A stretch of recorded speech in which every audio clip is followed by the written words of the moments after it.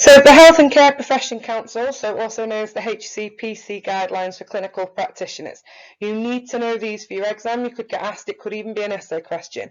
So the HCPC is a regulator of healthcare practices, which includes forensic, clinical, counselling, psychologists, and anybody who wants to practice as a clinical psychologist has to be registered with the HCPC in order to be able to practice legally within the field.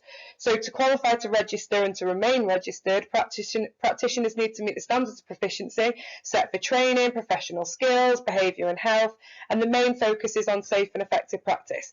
So clinical practitioners have to re-register every 2 years, and this ensures that all records are up to date and their suitability and the quality of practice is being regulated at all times. So you can see on the screen now that these are the different guidelines that you have to be able to follow.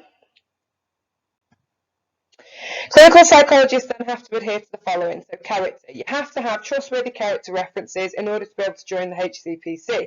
And you have to have those from people who've known you for at least 3 years.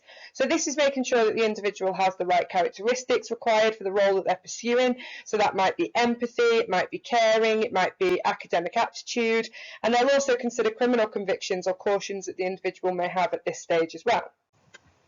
So health, so the individuals have to have regular updates on their health every 2 years, and if they've got any conditions that will impact the quality of their work, they have to stop practicing straight away.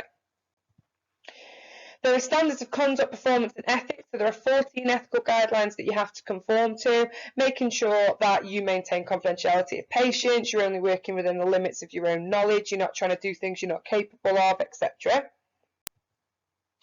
And there's also CPD, so continuing professional development. So it's a given that you have to maintain regular training, particularly in your field, to make sure that you're up to date and you're aware of the current trends within clinical practice.